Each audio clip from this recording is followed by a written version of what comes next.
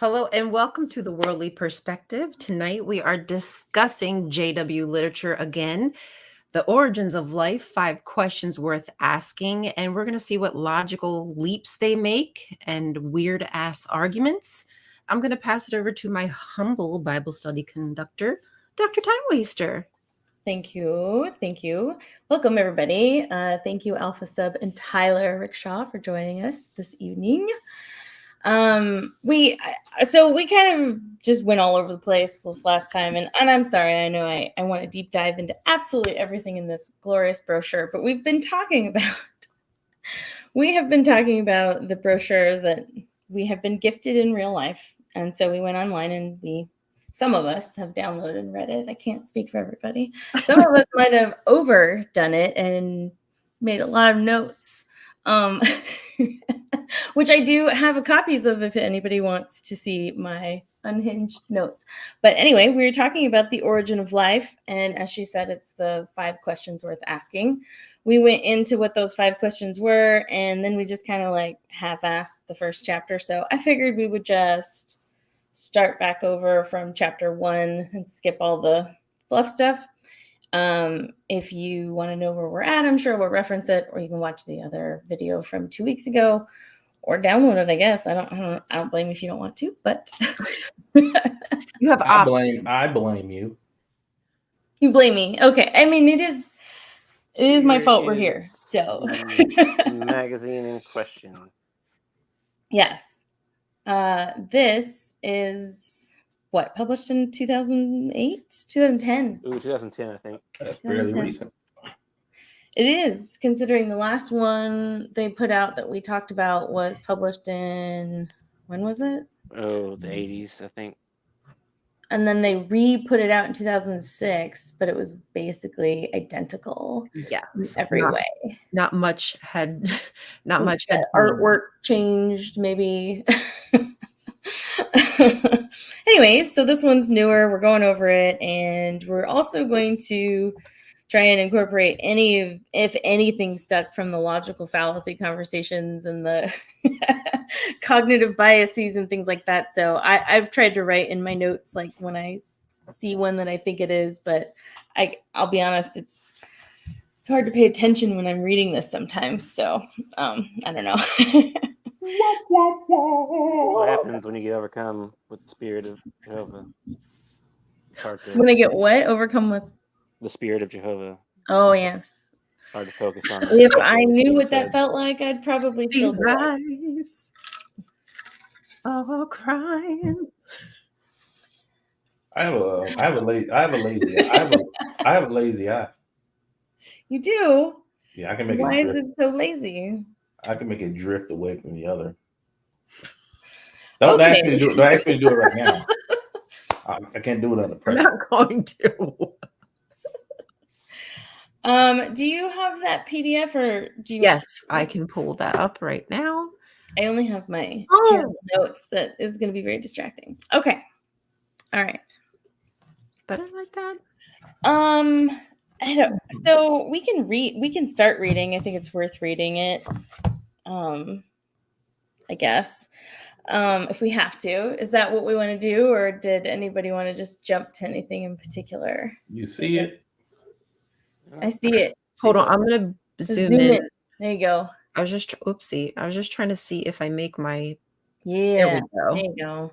It's so weird. Like I don't know why it's the perspectives like that. It's honestly a bit annoying, but it works now. Good. Thank you. Thanks for putting that up there. All right. Well, I don't know if anybody has any burning things to say. I suppose we could just get started. Maybe we should just read. Or read some of it at least. All right. Well, any volunteers? Wait, which chapter? Reading is only half the battle. It's true. Are we on 2? What's that? Are we on chapter 2 or 1? We didn't really get through 1 at all. Oh. You want to start on reading the whole chapter? Oh my God, we so don't want to read this, do we? I mean, we don't want to read the whole Watchtower thing. Man, no. Stop playing around. Get right with Lord. It's 32 pages. Yeah, y'all can read 32 pages. And this of is already Jehovah? page 4. So technically it's only like 28 pages. Man, or y'all scared. Y'all scared to whatever. become All right, if Jehovah's. that's what we want to do, then we'll do it. Can we read? All right. Read it. Go ahead. Me? No, I'm asking, do you want me to read?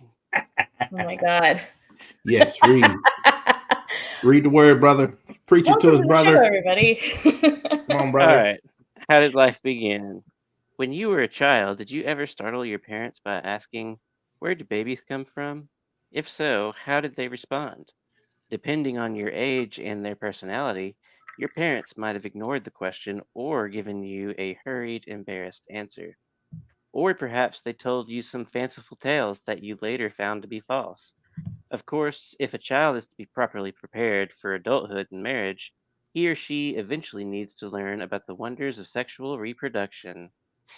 Just as many parents feel awkward about discussing where babies come from, some scientists seem reluctant to discuss an even more fundamental question: where did life come from? Receiving a credible answer to that question can have a profound effect on a person's outlook on life. So, how did life begin?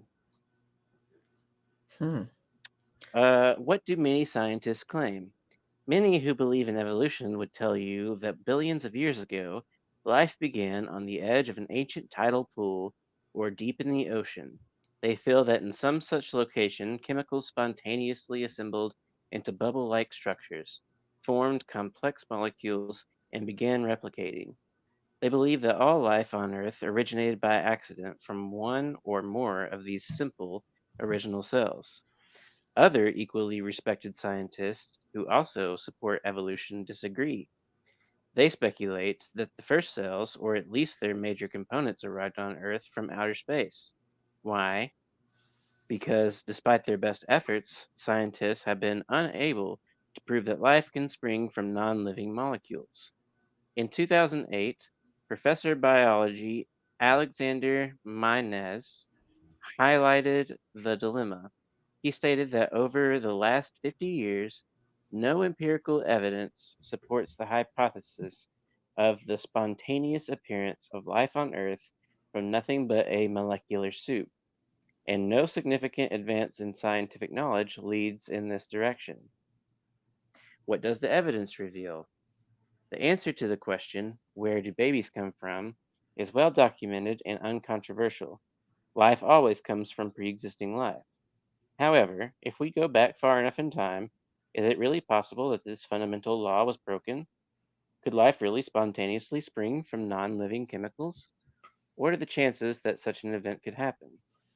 Researchers have learned that for a cell to survive, at least three different types of complex molecules must work together: DNA, RNA, and proteins. Today, few scientists would assert that a complete living cell suddenly formed by chance from a mix of inanimate chemicals. What, though, is the probability that RNA or proteins could form by chance? Many Can, scientists. can you Oh, pause for 2 yes. seconds? Sorry. Are we going to blow through this whole thing? Because there's like so many things I just wanted to say. Um.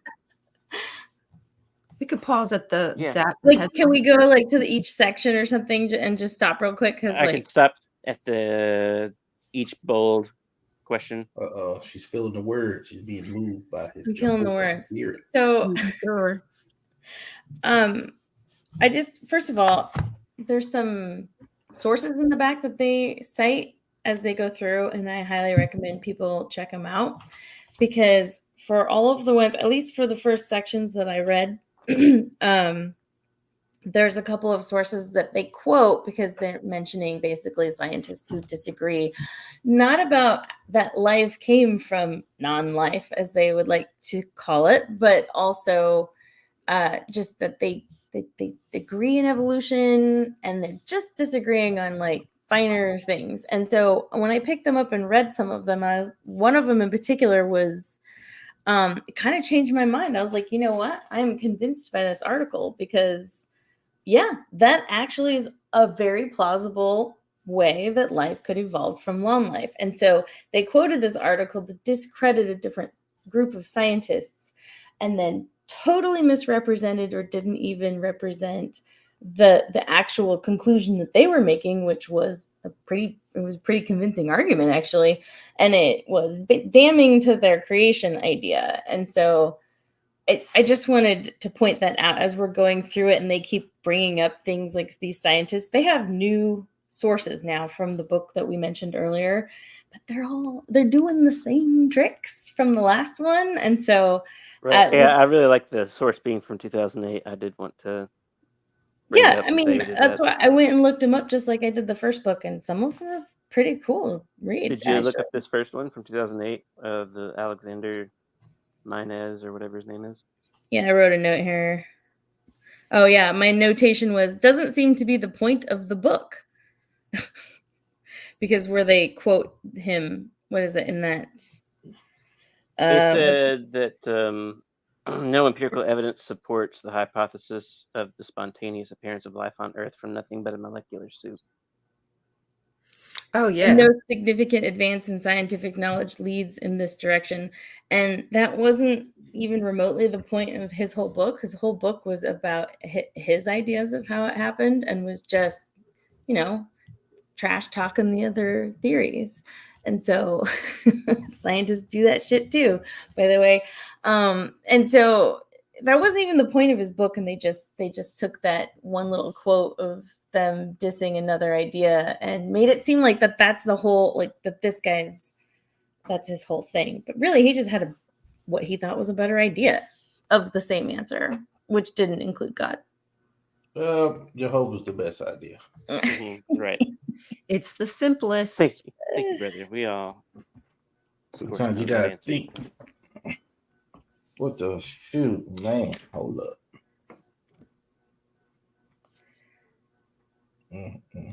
Anyway, that was the only thing I wanted to say. If anybody else had anything to comment on.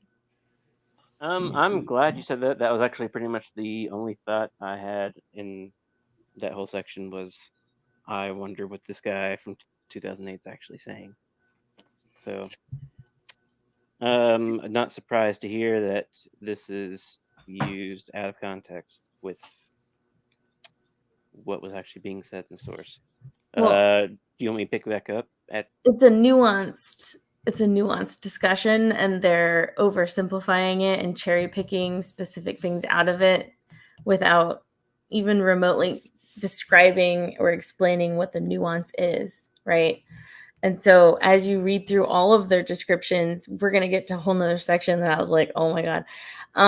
They basically are making you feel like you wouldn't possibly make sense of this because it doesn't make sense. And then they just don't give you any explanation of their own, or explain what other people are doing, or maybe even describe what it is.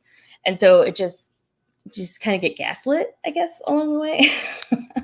But anyway, yeah. Anyone else had anything? I didn't mean to interrupt you. If I did, sorry. No. You did. Do you guys want me to continue, or does anybody else want to? It sound like the first part from the other book. It does seem similar, yes, for sure. Very similar.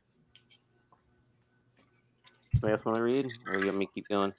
Dan agrees with me. Just saying. I don't want to read. Cool. What other fallacies you picking up, Dan? Yep. Keep your eyes peeled. Keep your peepers peeping. Let's see. Where should I pick up? What does the evidence reveal? I think it was what though is the probability? Oh no, wait. What are the chances that such an event could happen? And then I think researchers was next.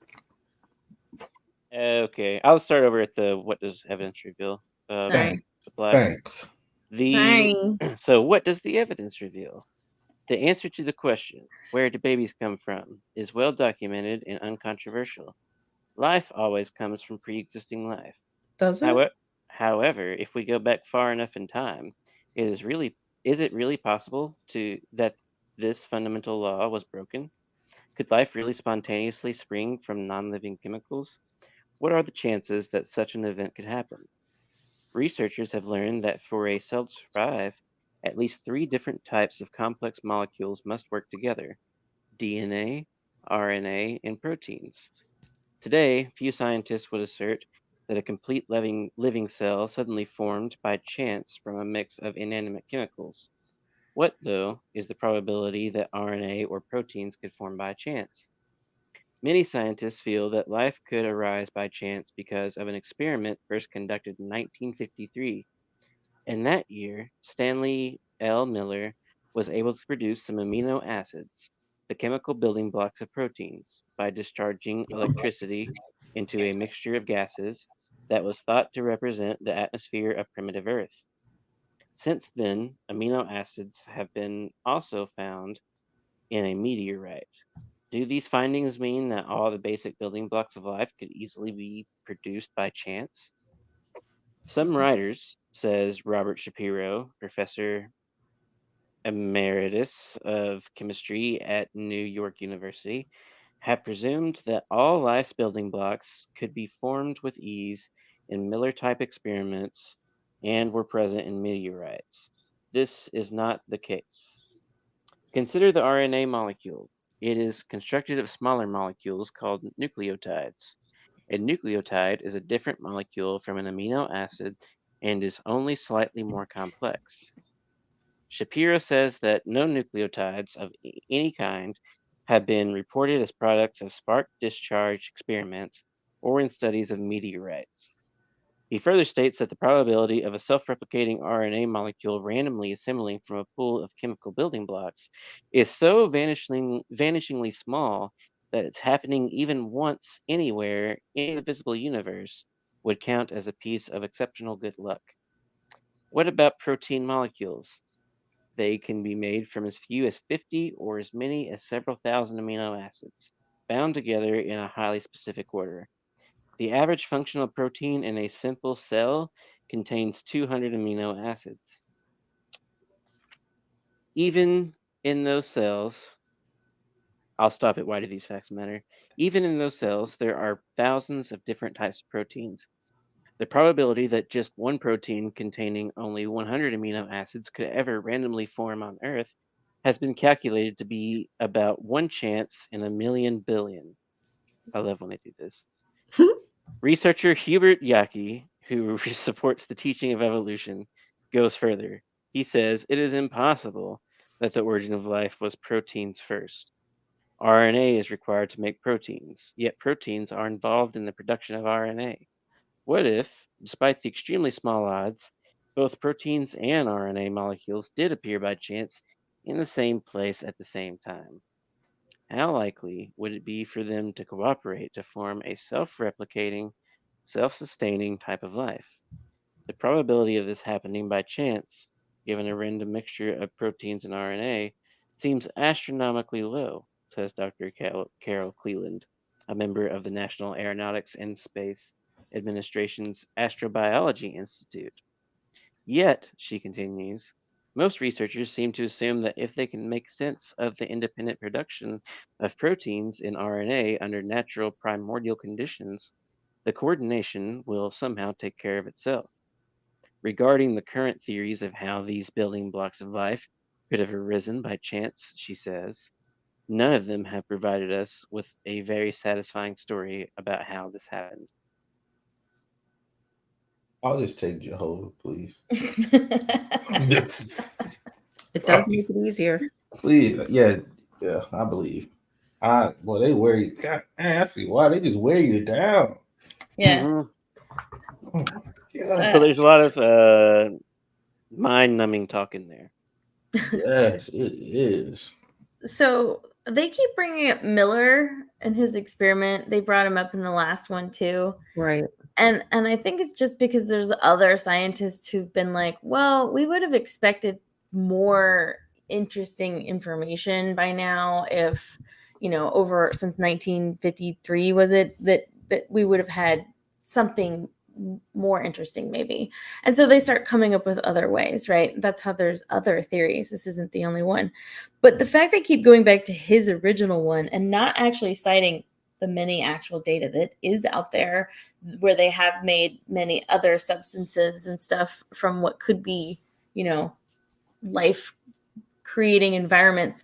They keep going back to this one, and that tells me that maybe it's kind of damning to look at anything else, maybe. But we can read all the other evidence if we want to see for sure, I suppose. But I I feel don't like think there's anything bad about the Miller-Urey experiments. I feel No. like it does. is this a chicken egg thing right here? but they want it to be like something bigger, something. They want us to see evolution forming in a time speed that they can say, okay, now maybe I kind of believe that you can create it in the lab, right? All right, here's a question for you, Doctor. It says researcher Hubert Yaki. We're already on that exact paragraph. Yeah. It is impossible that the origin of life was proteins first. RNA is required to make proteins, yet proteins are involved in the production of RNA. I wanted to ask you if you knew off the top of your head, is that right? Are they trying to chicken egg right here? Is Yeah, that what I they're trying to mean, do? they've been doing that. Yes, they'll do that continuously. Is that a fallacy? It kind of sounds familiar as an I'm gonna example Google it. for one, but now I can't think of it. I'm gonna Google it while Is you were RNA talking. required to make proteins and proteins required to make RNA? That doesn't sound right to me. So what they're doing is they're describing transcription, translation. They're talking about how DNA is utilized, right? Your body takes DNA, reads it, creates RNA, and there's various kinds of RNA, and they can do various different things, but they essentially then go into like a little protein machine that then reads the codes. There's a start code now, read code, stop code. So you get your start, your stop, and your code in the middle. And it just reads the machine. It just reads the code and goes, this one, this one, this one. But it's not like an actual machine, right? They're like little, like we'll get to it later where they actually draw it. Like it's got little elbow joints and it's got all this stuff. And it's not like that molecularly. It's just chemistry, and it's all going on in a very small space, and the scale of which it's going on molecularly is like probably the solar system. Like, I don't know that for sure, but I'm just saying they're not. Probably, yeah. It kind of is plausible. Things can happen in very small spaces, and then molecules have a behavior, right? If you've ever looked at you put even cooking sometimes at different atmospheres, you have to change the temperature or the time. It alters, the chemistry alters in different pressures and time, temperature. And so, yeah, things happen. Things just do it. They just do it. God isn't like dancing his little string and then now you got to bake longer and altitude. How you know? Dichotomy. How you know that? Prove it. Prove that it is. I briefly wanted to mention what I stopped and said earlier. I love it when they do this. What I was talking about when they bring up probability or chances of anything happening.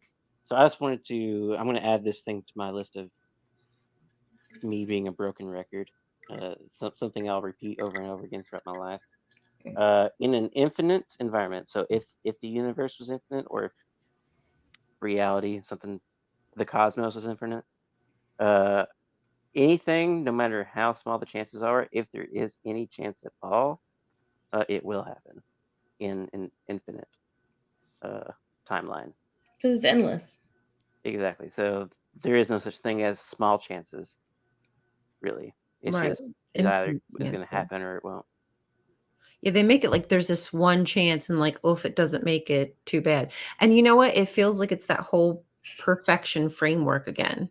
If it's not perfect, it won't work. But it feels like evolution is almost a chain of imperfections. Oh, that reminds me. Y'all were going to show me something about perfection? Oh, we were backstage before this, and we were talking about the difference between good enough and perfection. And Jesus fix it. We lost. I'm still here. Oh, you're still.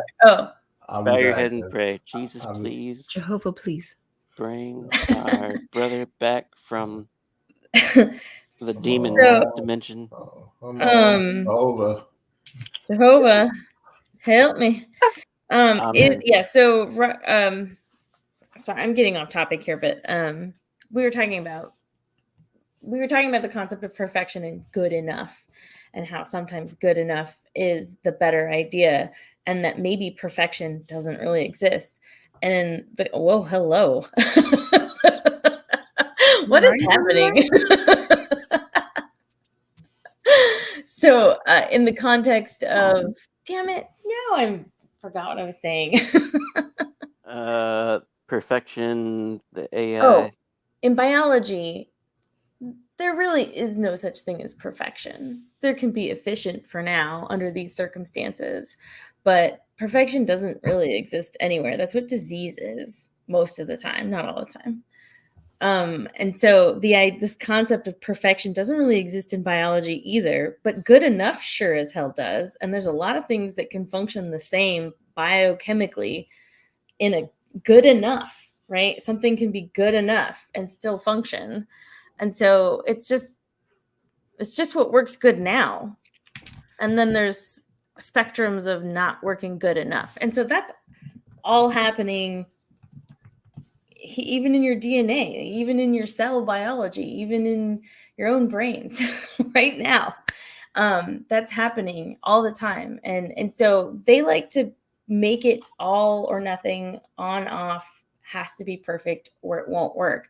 When biology books are describing this stuff in textbooks, they're not meaning like this is the only way it can ever happen.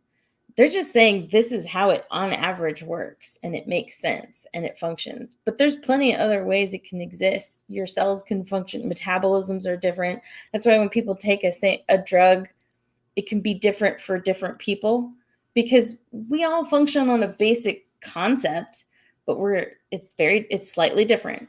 And then those slightly differences can change slowly over time and become big problems or big advantages, right?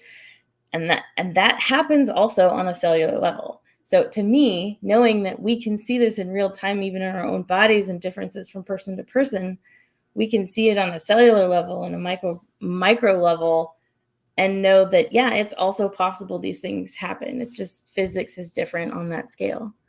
And so if you don't learn those things, you don't know those things, yeah, this stuff seems like magic, far-fetched. And because they're not taking the time to explain it or really genuinely want to learn it, and as we go into other chapters, we'll talk about this again, you're just left with, yep, that's far-fetched. So anyway, sorry. Which? I know. Talking over Tyler. Weren't you going to read me something that? Yeah, we can do that later. That's for later. That's fun. Wait longer. Okay. Slow down, buddy. Topic. Dang, I'm buddy. excited to hear it. Chill, buddy. You look so eager, buddy. Why are you so eager? That was just specifically something goofy about the concept of perfection. But anyways, we'll come back to that. We'll come back to it. Yeah. Anyways, I talked a lot, so would anyone else like to talk? All I'm saying is yeah. Right. That summarizes it pretty well. Thank you. I mean, I'm just glad my brain protected me. And I'm glad I drifted off a lot. That's all I remember about church. Is just actually my brain just drifting away somewhere else. Just that could have saved me as well. I wasn't hearing anything. But now does it do it when you don't want it to? Yes. My brain drift off? Yeah. Oh, yeah, that's all I do now. Yeah, I'll drift it out right now. But at one point, it was a benefit in your life to be able to and now it's fucking annoying. Now I need to stop. But back then, all I remember from that church is a ceiling fan just going around. Oh, no. Ted Cruz with the top down. I Ted like Cruz. that name. Ted Cruz with the top down. That definitely puts an image in my head.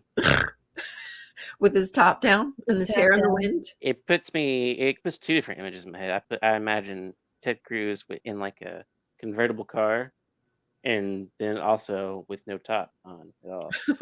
With the top down. Oh Lord Jesus, fix it. Boy. Oh Okay. no.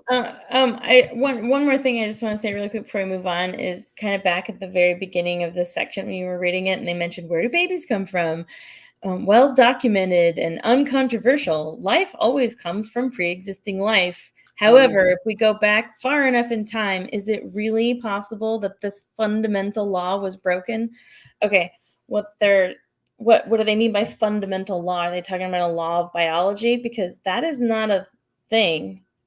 That is not a law in science. Is a very, very specific thing, and they're misusing it to make their lame ass like hypothesis that's not even like life always comes from pre-existing life. Well, did you do an experiment? Are you sourcing one that already exists? Because this is a question, you're making a claim, and they're calling it a law. So they're like, that's Life. totally different than a theory and a hypothesis and all those things. It's a real deal.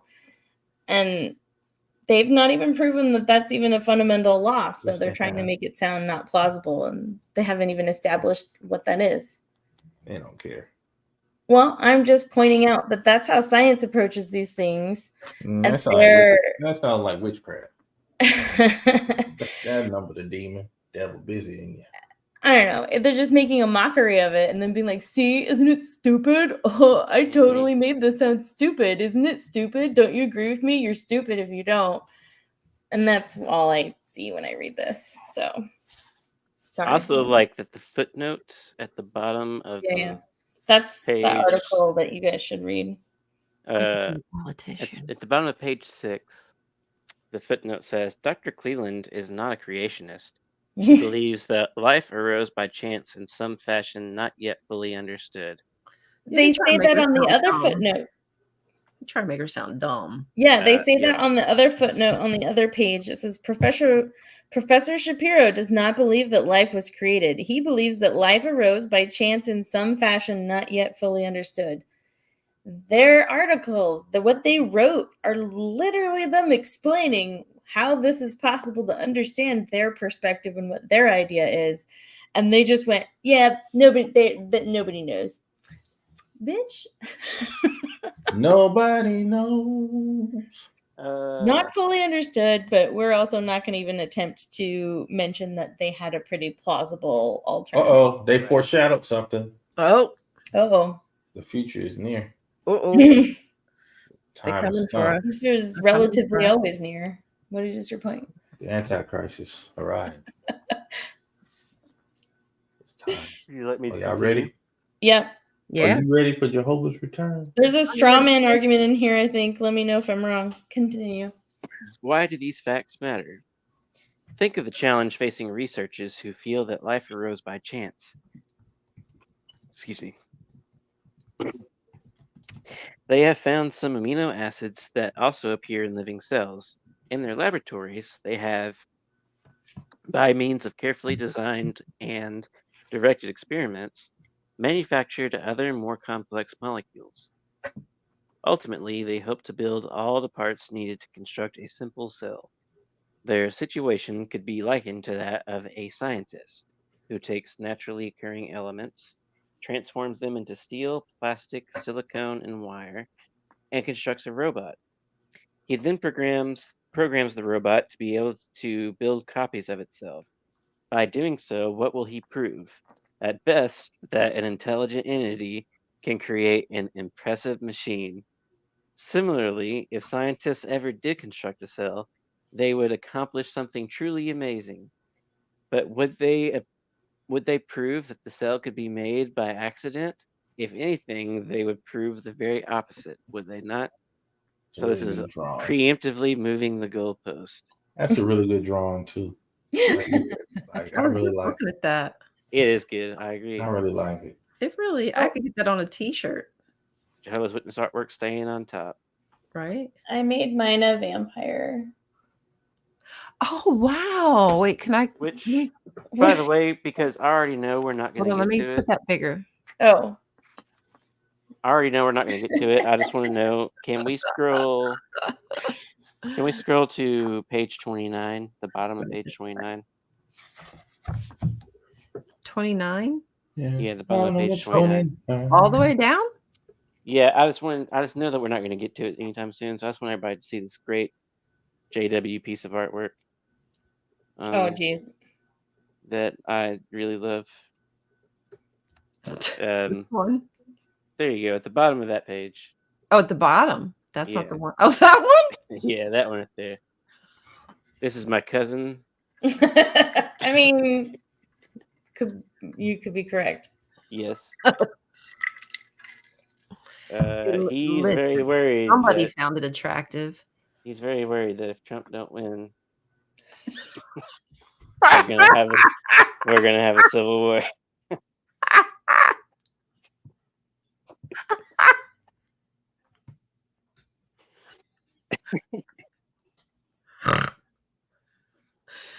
No, you did not make me scroll all the way down there just to say your Trump voting cousin. Well, I didn't want to wait for another day. We might not get to it before the election. Exactly.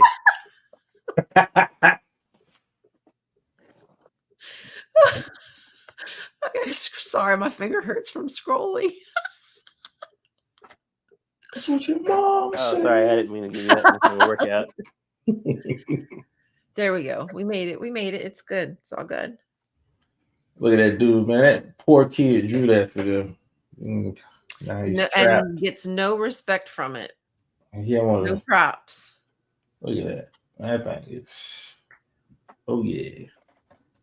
Okay, so I just wanted to say their point is that a scientist creates a robot and therefore that's proof that a god created life. Is that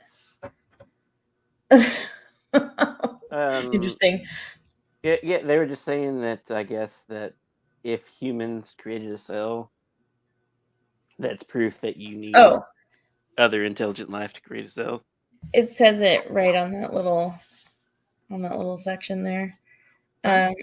If it takes an intelligent entity to create and program a lifeless robot, what would it take to create a living cell, let alone a human? I wrote billions of years next to it.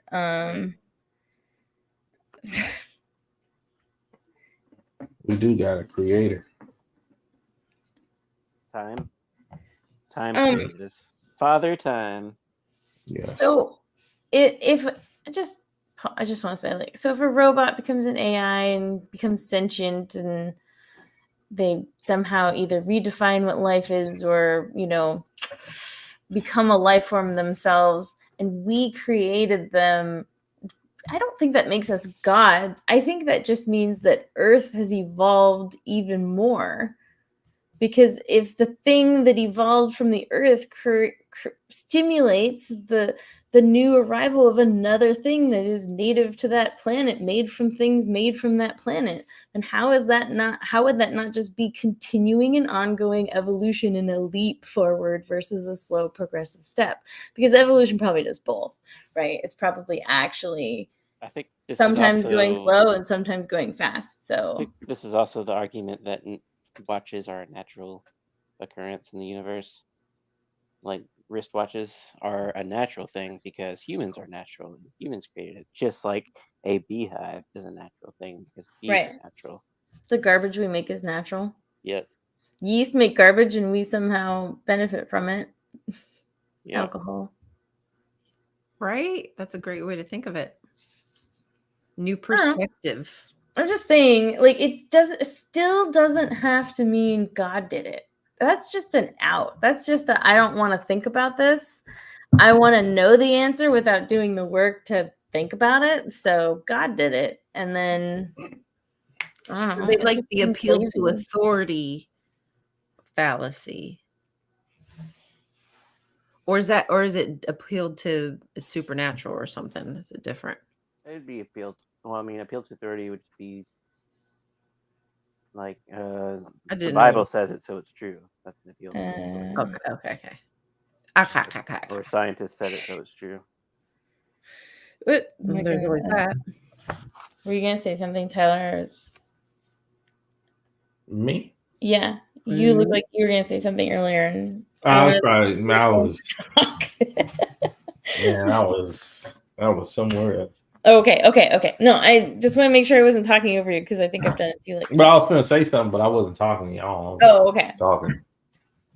Then I don't feel bad. I have appeal to authority, and then I just kind of like slash emotion slash ignorance. I wrote an argument that something must be true because someone who is generally respected said so, or because of an emotional manipulation or threat to do so, or because it has been proven false. What? Or because it hasn't been proven false. That's the appeal to ignorance. So if just because it hasn't been proven to be false, it must be true. And then that could also be flipped, that something must be false because it hasn't been proven true.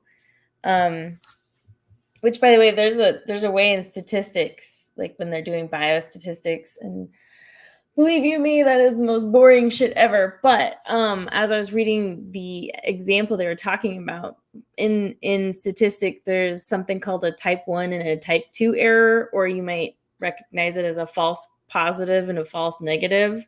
So it's basically like you've done all this research and you found, how do you make sure you didn't accidentally, think that you failed when you really succeeded, or vice versa, you think you succeeded when you really failed.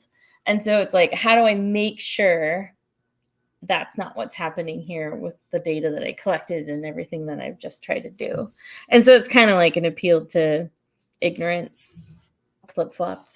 Appeal to It's ignorance. the same kind of idea, just making sure we're not committing a logical fallacy in the data, in the way that we're, concluding our evidence, or we've reviewed it and this is our conclusion. And how do we make sure we're not accidentally throwing away good information, or vice versa? Wow.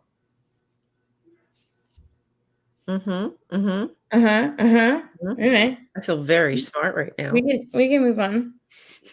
All right. I will. This is the last question under this chapter. What do you think? All scientific evidence to date indicates that life can come only from previously existing life. To believe that even a simple living cell arose by chance from non living chemicals requires a huge leap of faith. Given the facts, are you willing to make such a leap? Before answering that question, take a closer look at the way a cell is made. Doing so will help you discern whether the theories that some scientists propound about where life came from are sound or are as fanciful as the tales some parents tell about where babies come from. And I'm going to use the bathroom at that. How they wove that back in, how they tied that all up in a nice little bow, a pretty little package. Is it as fanciful as the story that your parents told you when you asked them, where do babies come from? Were they embarrassed? You're muted. Keep hitting my. Is your boob doing it? My elbow did it. I said, so they're liars, cowards, or idiots, basically. The scientists, that's what they're claiming. Yes, they want a leap of faith. Right. At the first word, what do you think? All scientific evidence to date indicates life came only from previous existing life. And I wrote next to it, wow, they didn't even read the articles they sourced, did they? Because literally all of those that they found, if they had like a brief moment where they're like, and I don't really like this theory because this and this, I feel like they still need to answer the question about this piece or this piece. I have this theory, though, of how life came from non-life. And so literally every article they posted about or they sourced is giving them an option, like a plausible theory of how life came from non-existing life. So for them to say, all scientific evidence indicates to date, blah, blah, blah, blah, blah, shut up, Siri. I'm not talking to you. Anyway, my point being, they're just wow. They didn't even read them. They're just. I can't believe you're surprised. I mean. Or they do read them just to figure out how they can mess with the data. Well, they have an agenda when they go in to write these things, obviously. Right. They've got a bias. So they just, I don't know. They're probably just looking for. It's like they propagandize science. And they wrote a These huge leap stupid of faith. scientists with their leap of faith. Yes, a huge leap of faith, and they would know all about that, wouldn't they? No, you didn't. What you say now? That they would know about leaping of faith. Leap from faith about what? Or leap Given of the logic. facts, are you willing to make such a leap? And then I said, appeal to emotion / threat, as if the leap was a literal risk. Like a leap. Oh my God, you're gonna you're gonna plummet to your death. No, stupidity. What if you're wrong and there's no ground underneath you when you land? You're gonna be stupid. I know. Anyway, it just seems childish language, actually, but Yeah, don't be mad. I'm mad. Mad because don't mad because they suckered you in. I still want to know what you were going to read to me earlier. Man, you being thirsty, dude. I'm thirsty. I think we should string him along. Yeah, hold on. Easy. How many man. times have women said this Drooling. about me? In Hold my life? on. Slow down, Alpha Sub. You making lies of man. So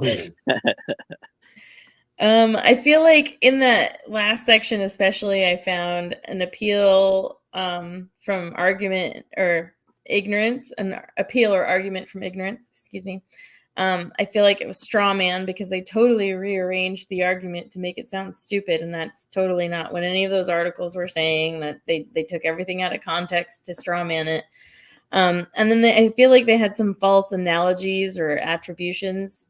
Those are the terms of the logical fallacies I'm talking about. But anyway, that was just the ones that I saw on like that page. On that page. Damn. Yeah. Anyway.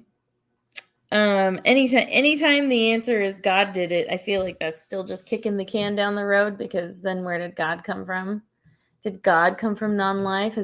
How could something he's always always have existed? he's always has existed. Right. And what would infinity look like to an ant? Do you But think? what does always existed mean though? Infinity to an ant. Well, to be fair, infinity to an Again, ant would look the same as and every infinity to a time human. look, he messed up at the very beginning. Me? No. Like I said last time, like as soon as he did it, it messed up immediately. As soon as they did what? Huh? As soon as they did what? As soon as he created everything. Oh. That was a mistake. Yeah, that was a bad move. This was generally regarded as Which a is bad what we'll move. say when we create the Terminator by accident As and soon they're as alive. as soon as he created this. I was just God making damn it, a I Guide to shouldn't the have Galaxy made it. reference. Then he extra sketched a couple people out, and, kept a few on the boat. I mean, he's just gently shading in the earth over Mhm. time and changing it. There's a couple of questions at the bottom of this. You wanna go over the facts? Let's peruse. Questions. Let's read the facts. Facts and questions. Mhm. Oh, yeah, let's do that because I Let's have a learn the problem with I'll the do very the first fact. fact. I'll do the fact. Okay.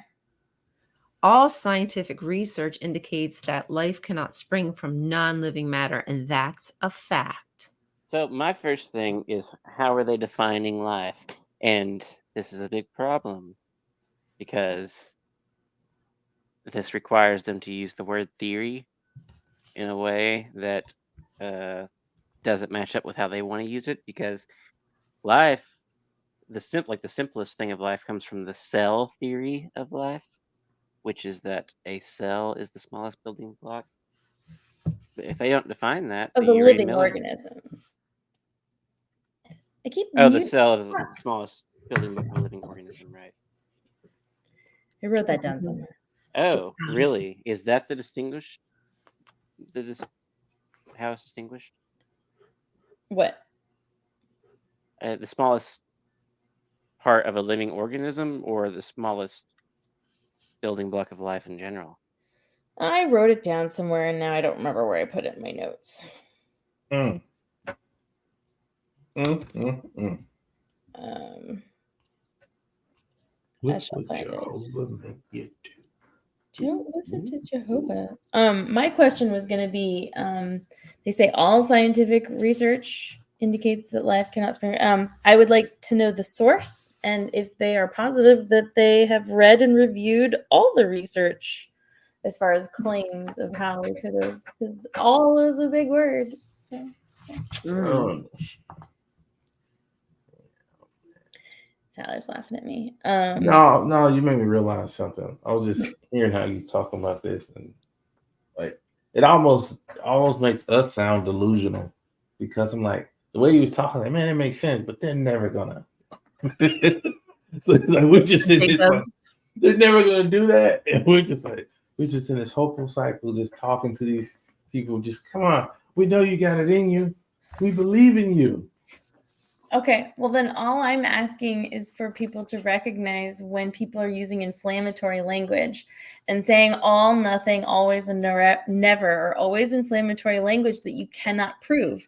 So if they're trying to be very scientific in this whole article, like they're saying, they're using very inflammatory language that is going to create more emotion than it will like logical thinking and critical thinking through. They're just using appeal to emotion, just even by doing that. They know that. Well, I know they know that. I'm only talking to other people so they can recognize when this is great examples for how you can spot it in other bullshit, right? All, none, always, never. Like this is inflammatory language, just designed to get you to get all riled up. But that's why TikTok is so famous. So, sorry. Sorry to ruin it for everybody. I'll shut up now. No, you didn't ruin it for me. I was just talking about they just ruined it for they're making us go crazy. Yeah, Ryan. We gotta spend a considerable amount of time on things you really don't really need to spend so much time on. Because if you don't, they just do whatever they want to do. Ryan, would you like to read the next fact? Okay. Or was there a question? Do we want to answer? Oh, the question. Underneath the fact. Yeah. What is the scientific basis for saying that the first cell sprang from non-living chemicals?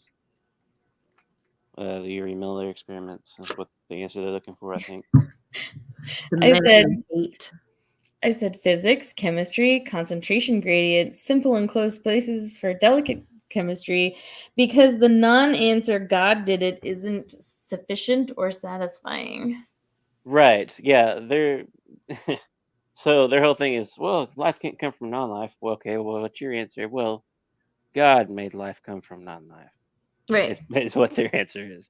Magic made life come from non-life. Yeah.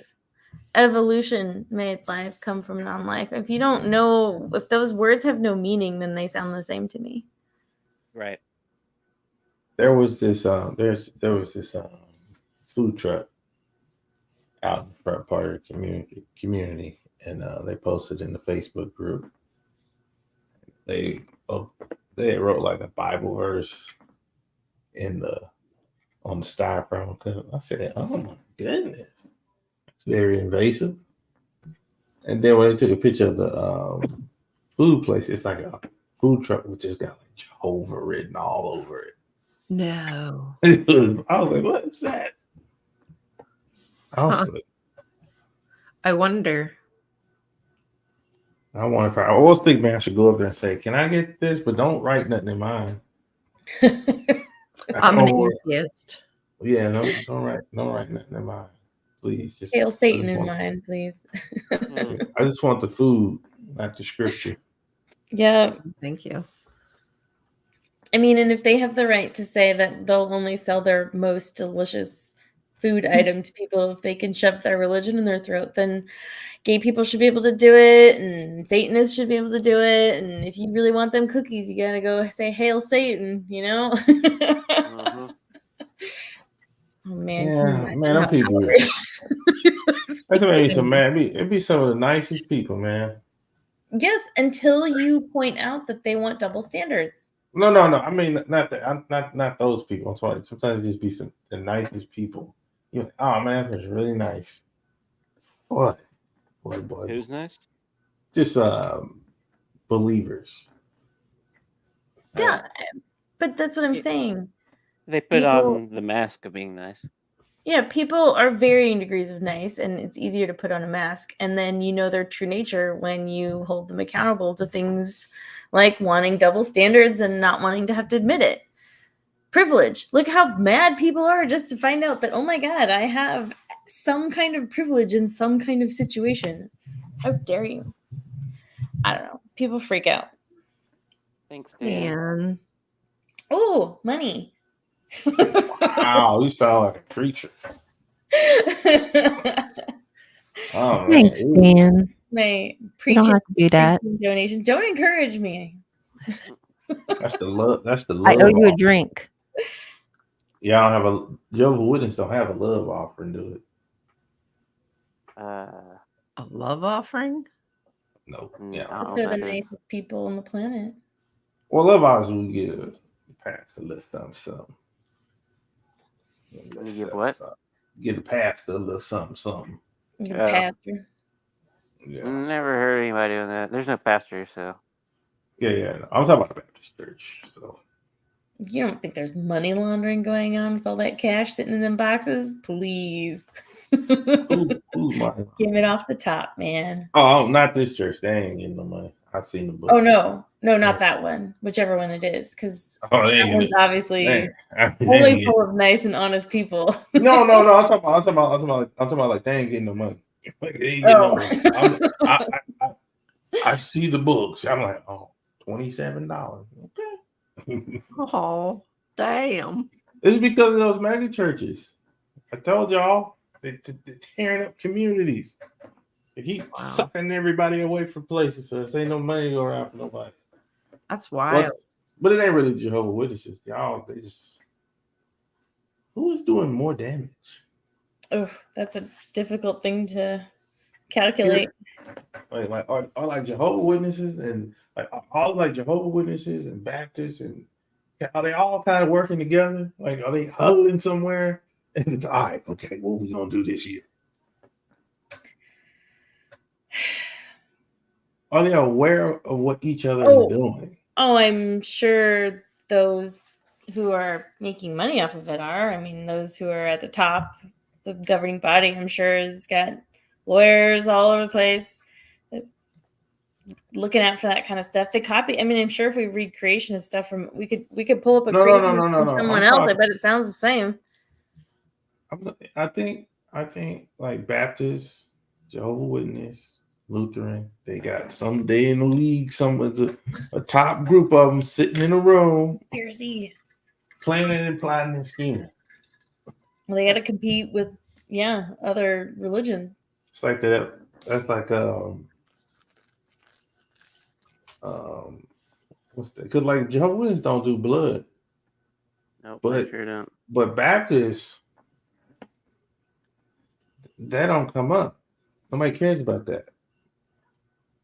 So are Jehovah's Witnesses trying to put laws nobody else can give blood? Or everybody have to be Jehovah's Witness? They don't let their followers vote. So I would say in that context, they're probably less harmful than say another religion that's trying to push their ideas and do promote and maybe even tell them how to vote in church. I would say on that. Yeah, so I think other ways to measure it. So it's probably like levels to like Jehovah's Witness like down here, but then you got like the regular. That's how they stay under the radar. They're regular enough that so they're not as ambitious as your average Christian, non-Jehovah's Witness. Like they're like that. If you really think about it, they're not as ambitious in terms of spreading and getting. Like the evangelicals are ambitious about it. So the Mormons aren't really that ambitious unless they're on the bicycles. But let's see. Does voting involve blood or birthdays? That's a good question. Neither. It's just participating in the world of Satan. No Halloween. Come on. That's why they ain't gonna never come up. Y'all don't celebrate nothing. That's why. Halloween is the worst. Jehovah's Witnesses one. ain't gonna never hang out because they don't celebrate nothing. Nobody want to not celebrate nothing. You can do it. You can be a Christian and do absolutely anything you want. Anything. There's no thing you can't do. There's nobody restricting you. Oh, what happened? He was raptured He got raptured. Purgatory. by Alpha. Oh, by Alpha Sub. Oh, he's back. Hold on. Oh, there he is. Not sure what happened. That was a sign from above. I'm telling you. That was a sign that y'all need to tell me what you were going to tell me. It's been an hour. Hey. Yeah, Now born listen. True. Listen. You don't make demands. That's what you No, don't I do. know, man. So I'm just telling you that God just gave us a sign. A sign that only some people can see. I guess we go ahead and read it to them. I don't. I'm not special. God never deemed me special enough, so it's fine. I'm decent. It just means I can do all the naughty things without any guilt whatsoever. That sucks for you. That sucks for y'all. Have no guilt for eternal punishment. No guilt? Like I don't think about it like some. I don't know. I have guilt. Just average regular guilt, but not like some super something outside of like. Oh no! I looked at her butt. Oh, I'm burning. I'm gonna burn forever. Like it's just weird. That's a weird thing to think about. It's taken me a really, really, really long time to get that out of my head, and it helped by filling it with something else. So yeah, it is weird when you really think about it, but if nobody around you has ever questioned it, and it's not maybe even encouraged or discouraged to think about it, it's hard. Yeah, poor. Those poor children over there. Do you want to go over another fact? I think there's only 2 more facts and 2 more questions. We can get through that, right? Fact. Researchers have recreated in the laboratory the environmental conditions that they believe existed early in the Earth's history. In these experiments, a few scientists have manufactured some of the molecules found in living things. Fact. Fact checked. It's a fact check. You want to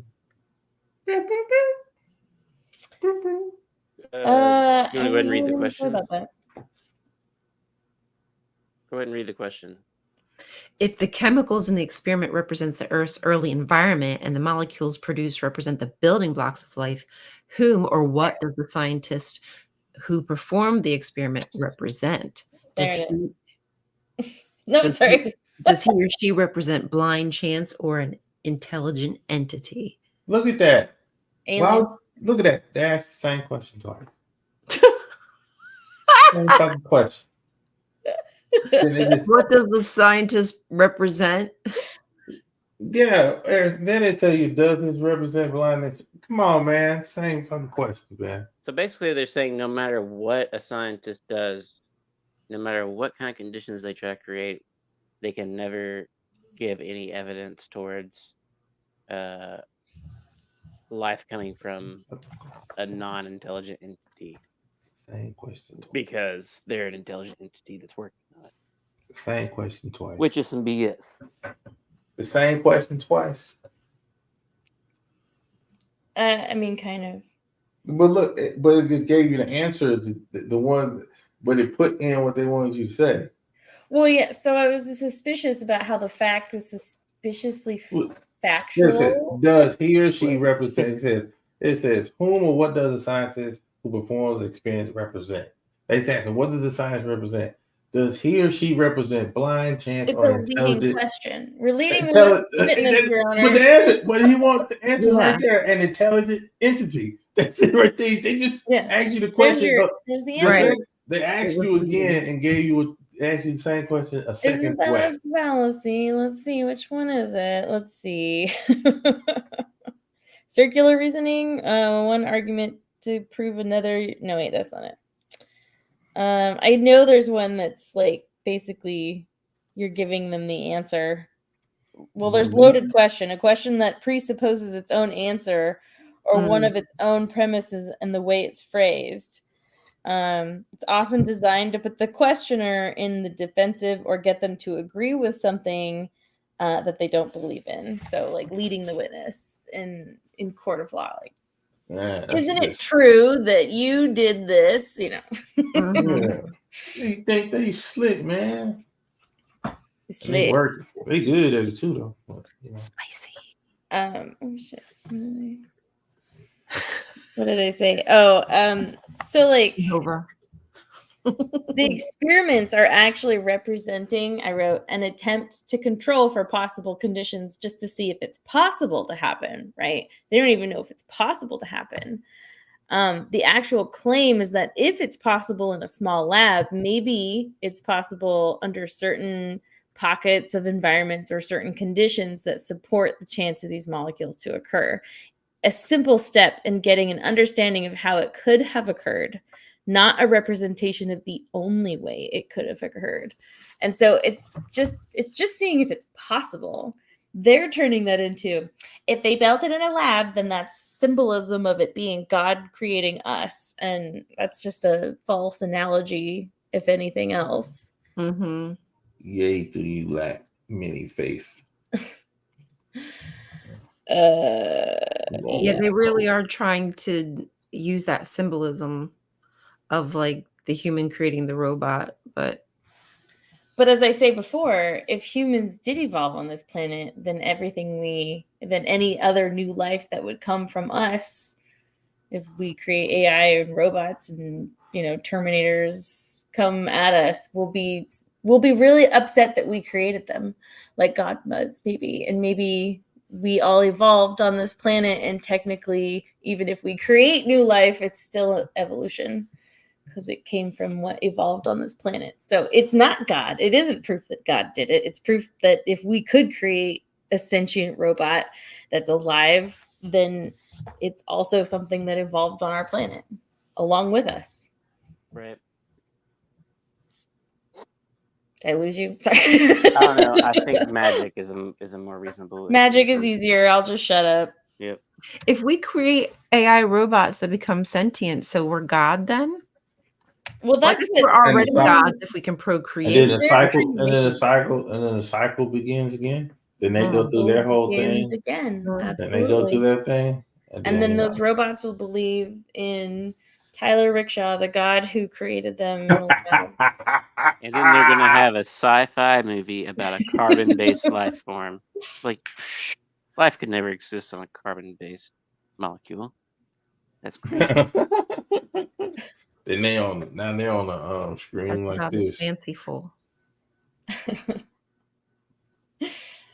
Chad says that's the plot of Fallout 4. I haven't seen or Wait. played that. Me neither. What's the plot of Fallout 4? I don't know. I Life know what the plot of Fallout evolving 4 is. from The evolution of new life being still evolution. If we create robots, it's still evolution. I don't know. Humans creating new life. There is the sense from the Institute robots that yeah, so they come and steal your son. I don't know, we just won't get into it. He's right. Synthetic That's all I'll say. Cylons. Oh. Data. All right. Yeah, are we kind of ready like for Data. the fact? Next fact. Yeah. Okay. Protein and RNA molecules must work together for a cell to survive. Scientists admit that it's highly unlikely that RNA formed by chance. The odds against even one protein forming by chance are astronomical. It is exceedingly improbable that RNA and protein should form by chance in the same place at the same time and be able to work together. So, that's a fact. I am going to question if it's necessary for RNA to exist to create proteins. I don't think that's the case. I think maybe that's how it works in life currently. Right. But the that's building how blocks might be completely But I think proteins could exist before RNA, like, and then RNA get created later. I could be wrong on this. This is probably a topic for somebody smarter than me to discuss. Yeah, probably. You know. I crossed out the words in my note where it says scientists admit that it's highly unlikely that RNA formed by chance. I crossed that part out. And then down where it says it's exceedingly improbable RNA and proteins should form by chance in the same place at the same time. I also crossed that out. And then I wrote, not a universal fact as if all scientists, right? But some scientists do not believe that RNA as we know it came first for origins of life.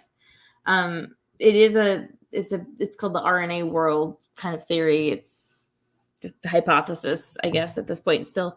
But there's other scientists, like, and that was one of the articles that they proposed, because that's how I learned this, and I'm regurgitating the resources they gave me. Some scientists do not believe that RNA as we know it as the first of the origins of life. Some propose that simpler forms of RNA existed and have evolved into more complex forms as we see them today. So even the RNA as we know it isn't exactly like it is that we see today, which also makes sense in a less complicated world.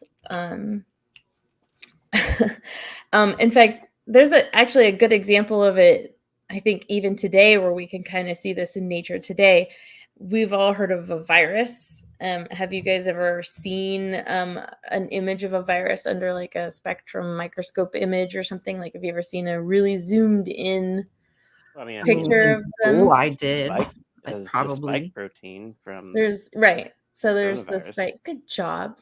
Man, you know what? Coronavirus, we've seen that, right? There's that Man. one. Man, Jehovah's Witness messed up, man.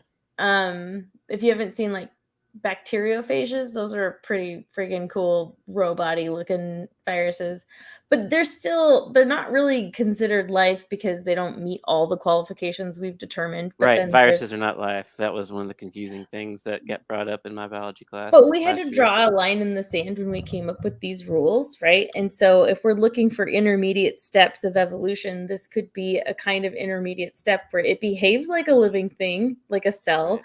but we just not quite what we would define a living thing as. There's another thing called a vibroid, which I did not a vibrator, a vibroid. And you should look that up and look at it, because it is literally a kind of virus-like thing. Like, it's even a step down of viruses, and it's just like a strip of like DNA strip, RNA strip or something. And it doesn't even look like, it literally just kind of looks like a strip of code, and it's flipping itself around and just bumping into things, and wherever it can put its own DNA into it and make more copies of it. Oh. Like a virus, but not even like a virus. Like a virus is a much more sophisticated version of it, right? So it's like a microscopic version of the Borg. It just It's true. You attaches can to download other it. life forms and gives its own genetic code. I mean, that's what life is. Do we And I evolve stand by into, this message. do we evolve into the Borg? Did we evolve into the Borg? That would be probably the point of that as well. Yeah, it's an So we're gonna be intermediate step of plugging up to each other. Yep. Three of our family lineages did evolve into the Borg, literally. Yes. That's a very good point. Yes. What? Borg. He doesn't get the joke. He's not one of us. He's not one of us. We Or gotta make what? him a Borg, Borg the member. org, Jehovah's Witness org, the Borg, the Smorgasbord. I don't know what you're talking about. Yeah, that's all right. It's not important. The Jehovah's Witnesses, we refer to them as the Borg sometimes. Who? Online. The The Jehovah's Witnesses. JWs are the Borg. Oh.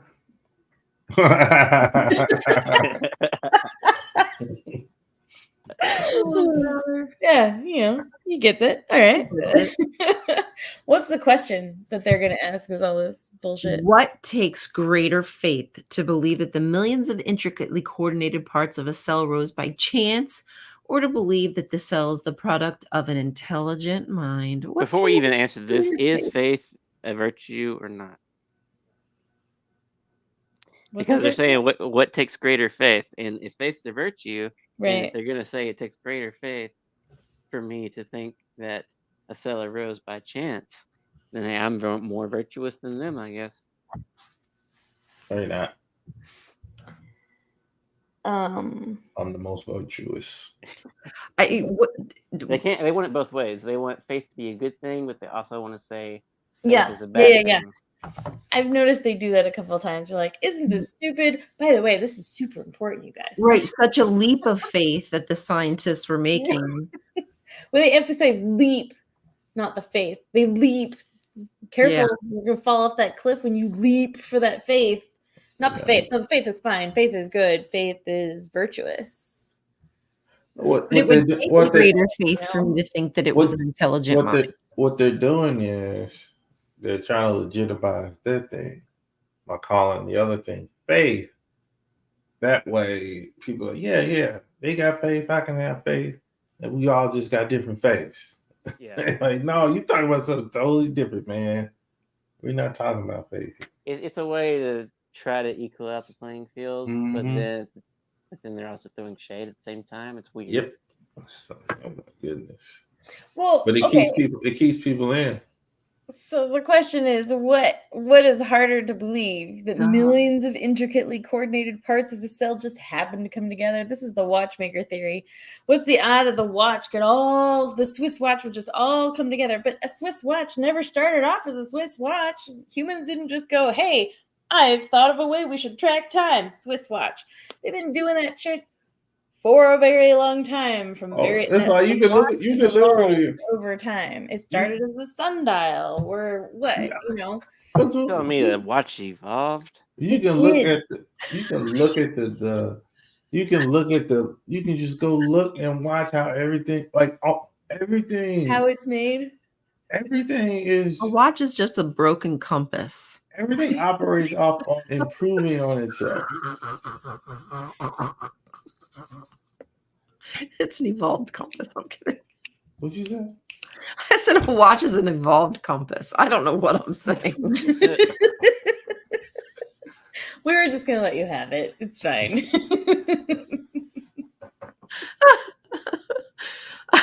One day it told you where to go, and then the next thing you knew, it was telling you what time to go. Yeah. Okay. Okay, sorry. Also, the cell, they mentioned the cell being the product of an intelligent mind, and all I could think of was that movie or the book or movie and book Sphere, where it's like an alien that can manifest things underwater. Did you guys ever see that? Read that book? Which one? The Michael Crichton movie. They turned it into a movie. The Sphere.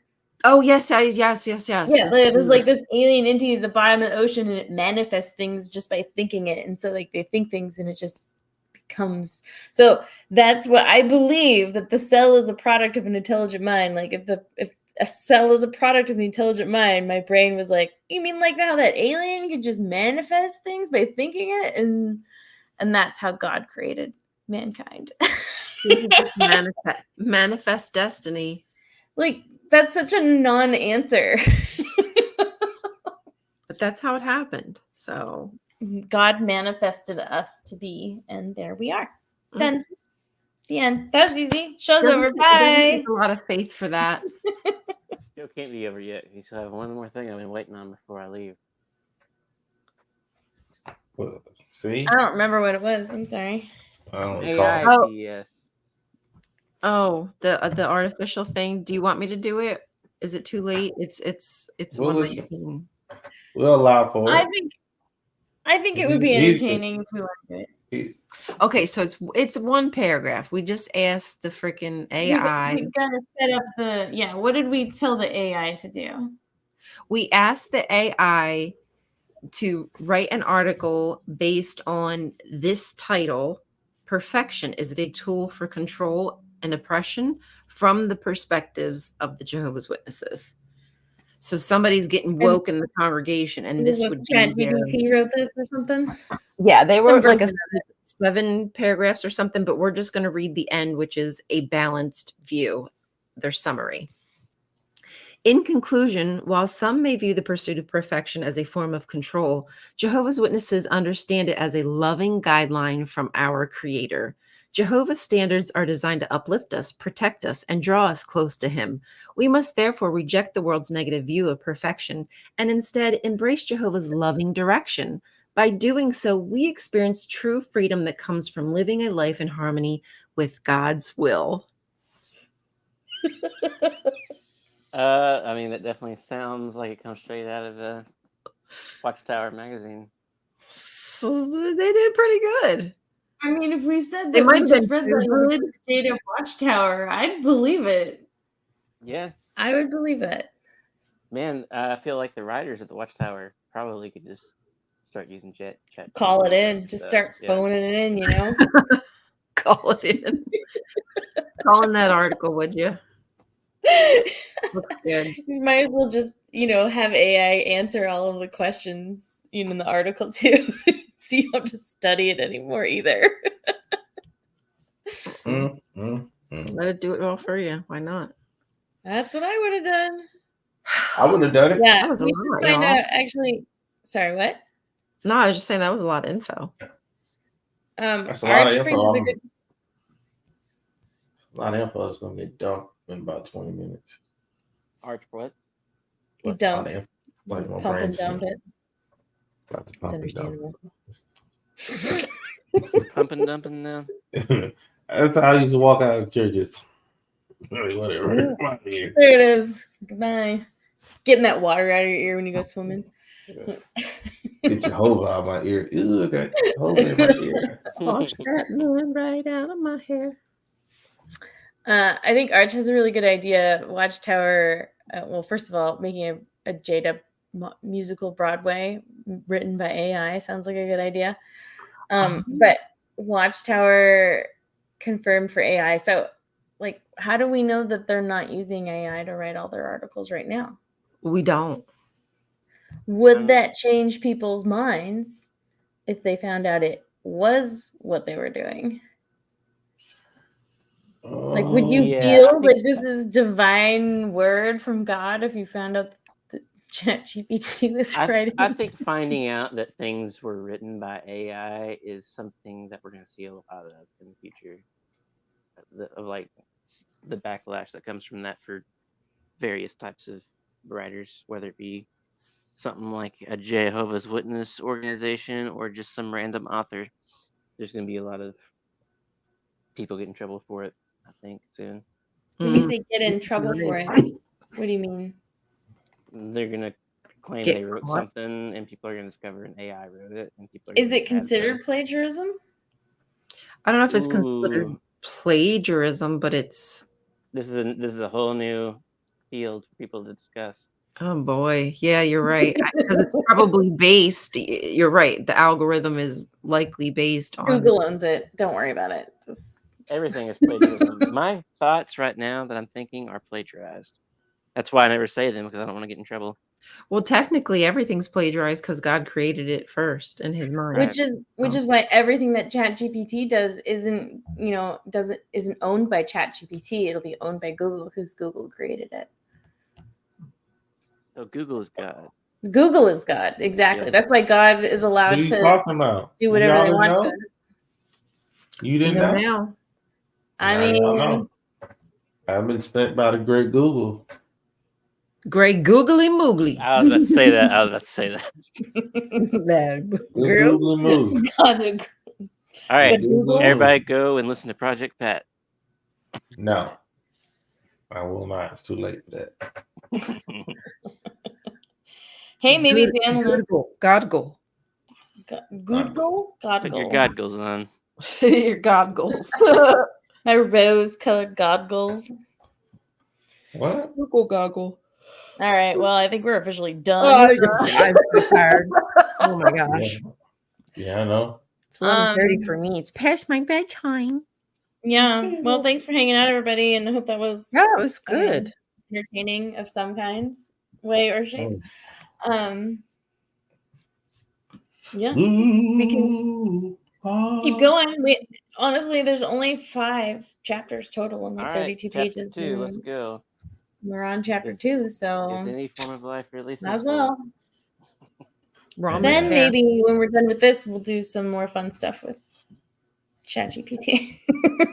Yeah. We We more can get it to AI write to a help us script witness for us. articles we can write. Yay! Oh, shit. We can get it to Yay. write us a drama, and we can be in the drama, and we'll all have our part that we have to read, like we're reading a script. Oh man. Oh, yeah, we can make like a. So are you going to go ahead and make the AI Okay, now I JW have play? some ideas, you guys. Good night, Oh, everybody. We love you guys. We'll see you next week. Thank you all for coming. It was good to see you. Hope you have a good night. Don't forget to like, share, and we'll see you next week when we discuss, is any form of life really simple? Chapter 2. Is that a good question? I don't know. The 5 questions you have to ask. These are the important questions you're going to want to know about the origin of life. If you say Because so. being small matter, simple matter, excuse me. Yeah, anyone else, any final words before we vamos? Thank you. You were a good study conductor. Very well done. You're evolving. Is that a woman can do just fine. Huh? What'd you say? I can hold a microphone. I can. Oh no, I can't. Oh, I was just gonna say. Never mind. Never mind. I You can't. can't do it. No. All right. Mm. Good night. Bye, guys. Mm.